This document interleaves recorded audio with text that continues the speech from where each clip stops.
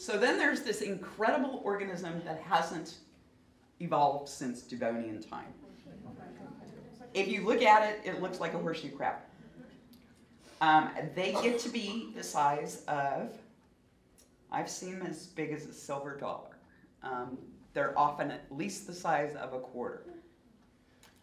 This is a tadpole shrimp. And it is incredibly unique.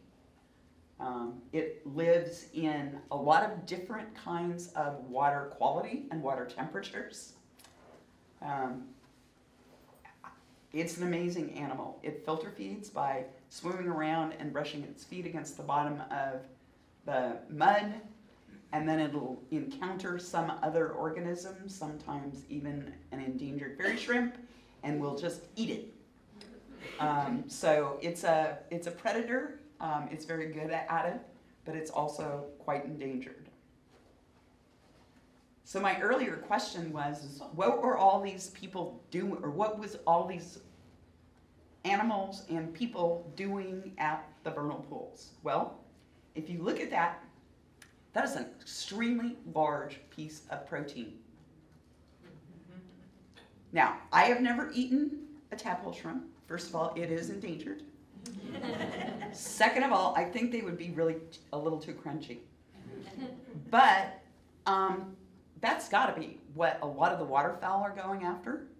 And in fact, there is evidence in Merced County that Native Americans used winnowing baskets to collect fairy shrimp out of vernal pools and made shrimp paste, or maybe dried shrimp powder or something. But if you spend all of your winter processing acorns and you suddenly have this ability to scoop up cupfuls of shrimp, you're going to have shrimp cocktail. So anyway, this is sort of an idea of a little bit, we're not quite done with the aquatic phase, but this is an idea of some of the really unique organisms you can find during the aquatic phase of the vernal pools. These are all organisms that you can see are quite large. They're easy to see.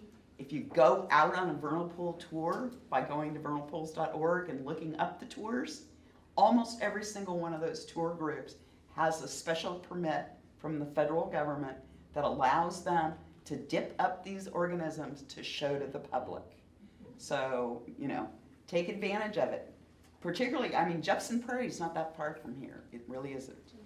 And they have tours every Saturday and Sunday all spring, and they always have somebody dipping for the tours.